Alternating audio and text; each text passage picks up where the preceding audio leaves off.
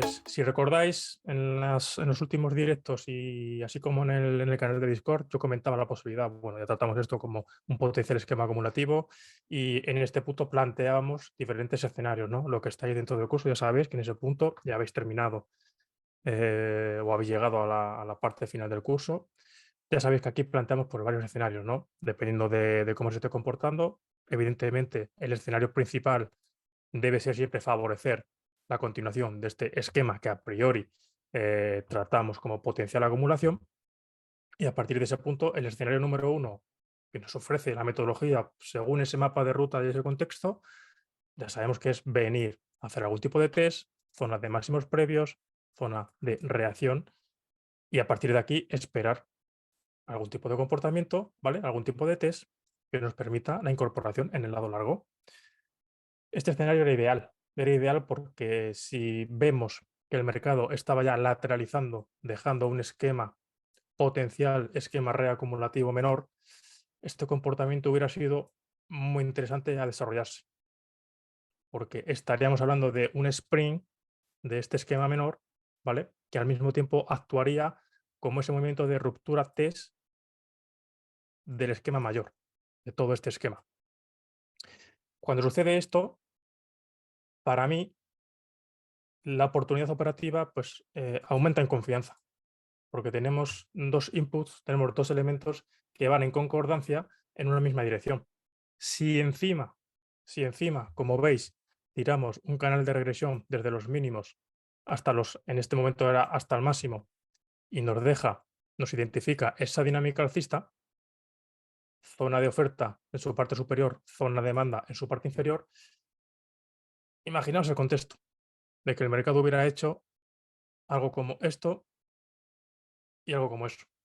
Pues aquí la oportunidad es doblemente confiable, porque tenemos absolutamente todo en común, ¿vale? Es una zona de confluencia que nos aporta muchísima confianza. ¿Por qué? Como digo, los escenarios, el mapa de ruta alcista de ruptura y test, que al mismo tiempo es la sacudida de una estructura menor y que al mismo tiempo confluye en una zona de exceso, en este caso, entendemos que va a aparecer un exceso de demanda y que va a provocar un nuevo giro del precio, ¿vale? Zona de sobreventa y entendemos que en una zona donde los compradores encontrarán, harán sus valoraciones y encontrarán que el mercado se encuentra sobrevendido y por ende posiblemente provoque un nuevo impulso alcista, ¿vale? Escenario ideal. Como siempre sabemos, pues sobre todo nosotros, sobre todo vosotros que un poco seguís mis enseñanzas o habéis leído mis libros o habéis hecho el curso, hay que lanzar múltiples escenarios, ¿vale? ¿Por qué? Porque puede pasar esto. Ya sabemos que en este contexto de ruptura, el mercado puede seguir subiendo, puede lateralizar, como ha hecho aquí, puede hacer ese test que en principio buscábamos, o puede directamente reingresar y dejar todo esto como una sacudida. Vale, sacudida de esos máximos, sacudida de estos máximos. ¿Qué ha hecho? Bueno, pues una breve lateralización y se ha vuelto a ir. Zonas operativas, ¿dónde compramos ahora mismo? Pues estamos en la misma situación, exactamente la misma, que tras este movimiento alcista. ¿Vale? Aquí buscamos ruptura alcista y test a la zona de desequilibrio previo, ¿vale? Y ahora estamos buscando exactamente el mismo movimiento. Ojo, porque no nos ha dejado esta sacudida que queríamos, ¿vale?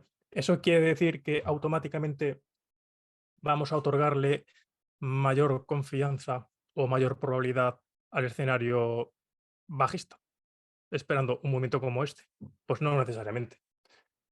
Como ya sabemos también, cuando no se produce, cuando tenemos ese esquema sin esa sacudida, ¿vale? Sin la sacudida en C, sino que tenemos algo como esto, en el que el mercado no llega a sacudir los mínimos totales, es un escenario que no nos gusta ver. ¿Por qué? Porque no nos ofrece esta oportunidad operativa que sí que nos dejaría una sacudida a los mínimos totales, ¿vale?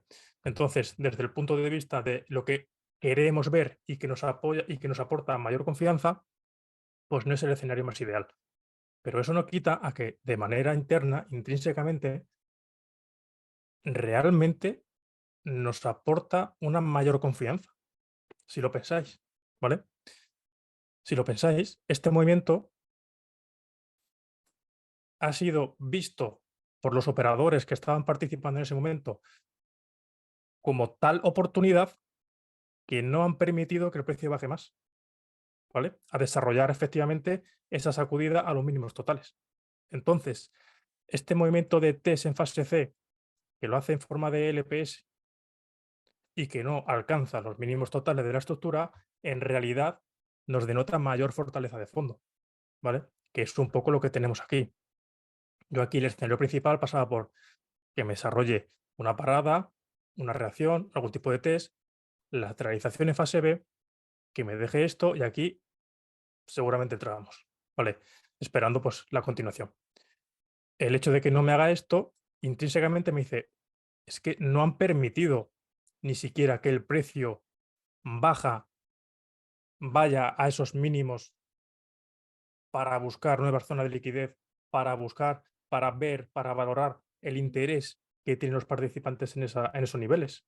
No lo han permitido, ¿vale? Entonces, de manera interna, podemos entender que realmente es una huella que nos denota mayor fortaleza de fondo, por lo que digo, ¿vale? No han permitido ni siquiera de que el precio alcance estos niveles inferiores. Hilando, ¿a qué vamos con esto? Pues que no necesariamente lo que suceda aquí sí o sí tiene que ser una sacudida, ni mucho menos, ¿vale? Ni mucho menos. Si el mercado tiene fortaleza, el mercado tiene momentum, lo más normal que acepte esta nueva zona, que nos desarrolle algún tipo de test sobre la primera zona operativa, ¿vale? Que es donde estaremos esperando, y a partir de ahí empezaremos a buscar la continuación, empezaremos a favorecer la continuación de este desarrollo alcista, ¿vale? Que en este caso pues sería continuar con esta dinámica. No sesguéis en favorecer de alguna manera a que esto sea un comportamiento tipo sacudida, ¿vale? Porque previamente no hemos visto la sacudida en la parte anterior, en la parte inferior, ¿vale? Esto es muy interesante. Simplemente vamos a seguir leyendo el mercado en tiempo real para ver qué nos dice esta acción del precio. A mí de primeras me dice que esto se está aceptando, que esta ruptura no ha sido rechazada de manera inmediata, ¿vale? El mercado sabemos que está siempre en dos condiciones, en tendencia o el rango, buscando esa aceptación y rechazo de los movimientos. Cuando el mercado desequilibra y no reingresa directamente, lo que me está diciendo es que, bueno, aquí hay compradores y vendedores que están interesados en negociar. Y eso implícitamente que nos dice, pues que ambos, esos compradores y vendedores, tienen valoraciones muy aproximadas de que el precio justo, en este preciso momento, con la información que hay en el mercado, pues puede ser los 30.337. Vale. Si hubiera una gran diferencia entre valoraciones, lo que sucedería es que los vendedores, tanto de corto como medio y largo plazo, entrarían a vender agresivamente para empujar el precio, que es lo que sucedió aquí. Al final, estos puntos de inflexión lo que nos dicen es que hay una enorme cantidad de operadores que consideran que esto es barato, por eso entran agresivamente. Si en vez de eso el mercado comienza a generar valor, lo que nos dice es que participantes del mercado, compradores y vendedores, todos los agentes que están negociando en ese momento, están cómodos y ese están cómodos nos sugieren aceptación, ¿vale? Y esa aceptación lo que nos sugiere es que, como se dice en economía, ceteris paribus, si se mantiene todo constante, si no se añade nueva información, lo más probable es que el mercado continúe. ¿Entendemos ese punto? Si no se añade nueva información, que es el elemento clave, que es lo que tenemos que estar evaluando continuamente, si no se añade nueva información que pueda hacer cambiar las valoraciones de los agentes, lo más normal es que el mercado siga a favor de todo esto. Y todo esto al final es fortaleza de fondo. ¿Ok? Entonces, escenarios a partir de aquí, debemos seguir favoreciendo casi en exclusividad la continuación alcista. Casi en exclusividad. Más allá de lo que esté sucediendo en el corto plazo, en el medio plazo que tenemos. Y ahora, si queréis, abordaremos también el medio largo plazo. En el medio plazo tenemos esto. Esto. ¿Dónde se encuentra el precio? El precio se encuentra aquí, ¿vale? Siempre comento, vamos a llevar la lectura a lo más simple posible. Si el precio se encuentra aquí, por encima de toda esta lateralización, mientras el precio no reingrese aquí, mis escenarios, varios de ellos, los principales, deberían estar orientados única y exclusivamente hacia el lado largo. Hasta que el precio no reingrese, como digo, a esta zona de negociación, establecida en ese rango, no deberíamos estar favoreciendo ningún movimiento en reversión bajista. ¿Se entiende? En el cortísimo plazo estamos a favor de esto, ¿vale? Y en el más medio largo plazo estamos a favor de esto. Entonces, simple. Ya tenemos respondida la primera y más importante de las preguntas, que es ¿qué queremos hacer si comprar o vender? Ya sabemos que queremos comprar. Eso no quita que tú puedas manejar luego algún escenario alternativo.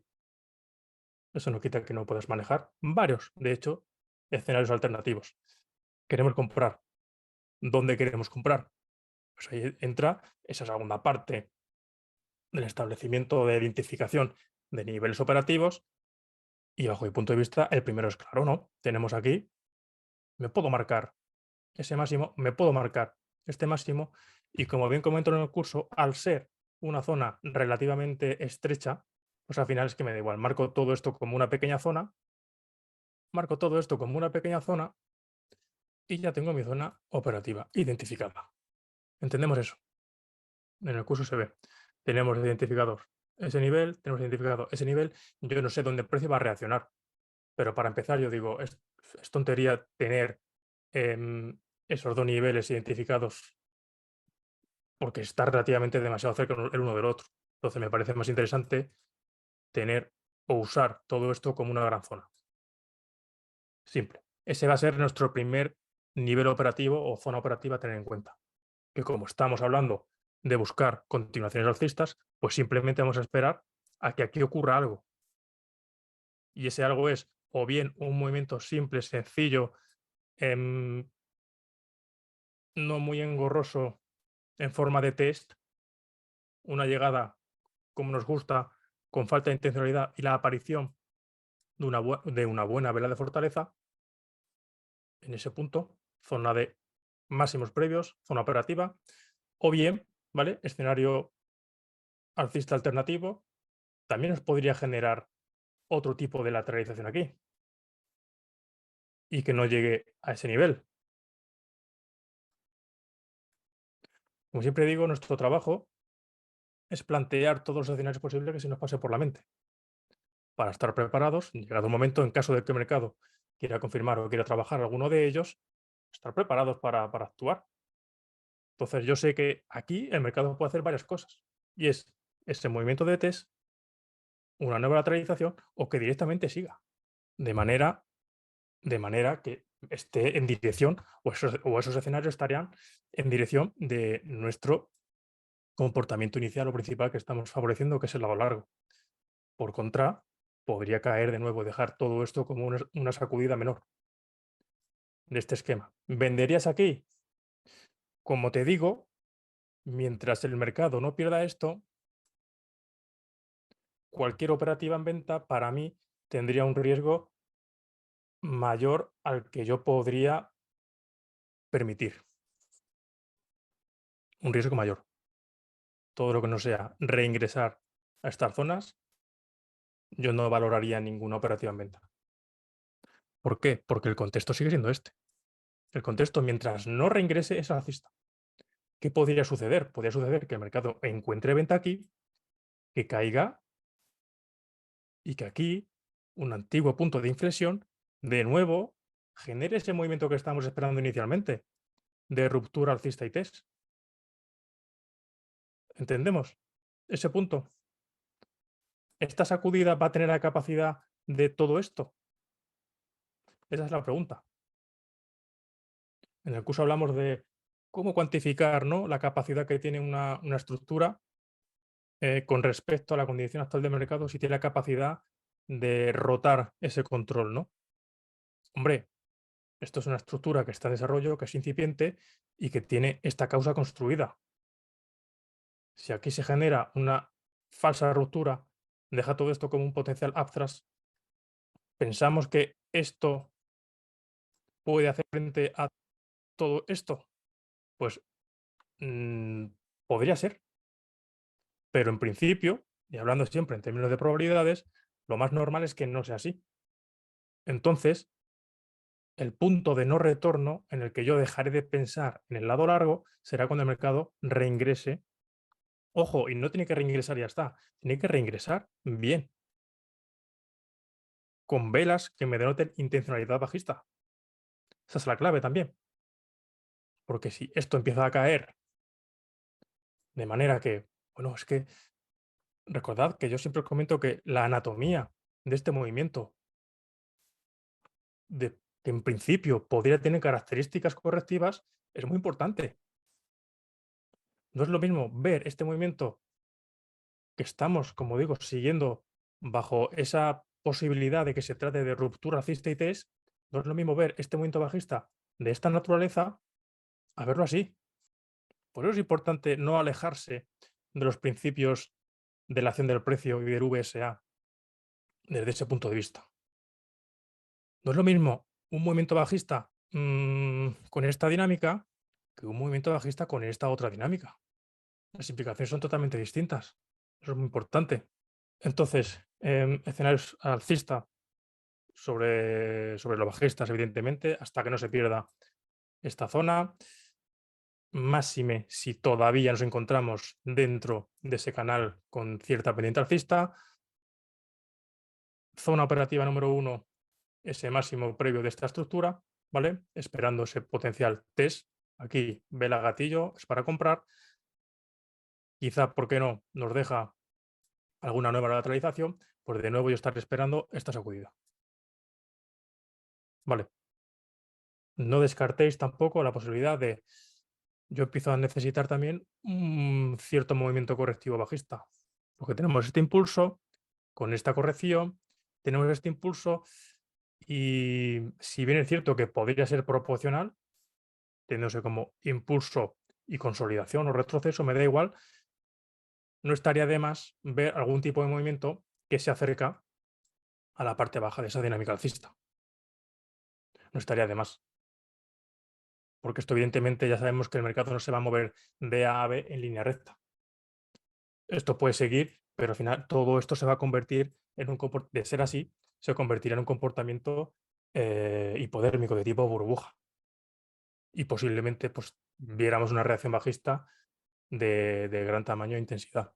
Entonces, como siempre digo, márcate escenarios ideales, que para mí el escenario ideal sería ruptura que consolide y que me haga algo como esto, que es exactamente lo mismo que estaba buscando aquí, y a partir de ahí, bueno, escenarios con menos probabilidad, que es que haya cierto momentum, que me desarrolle un pivote y que se vaya, que se siga yendo. Si sucede esto, tenemos que entrar también. Tenemos que entrar, aunque estemos ciertamente alejados de esa zona de demanda. Que idealmente, al final, entender eso porque es muy importante.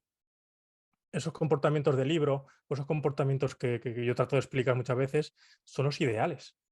Pero no siempre, evidentemente, vamos a estar buscando eso sí o sí, porque si no te quedas sin operar.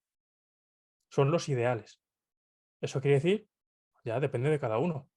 Pero si yo siempre hago referencia a lo mismo porque es como yo utilizo, sobre todo con respecto a la gestión del riesgo.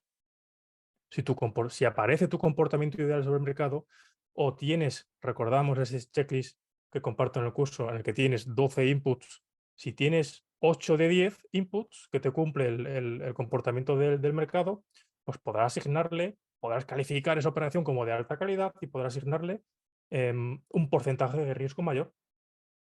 ¿Que tienes menos? Pues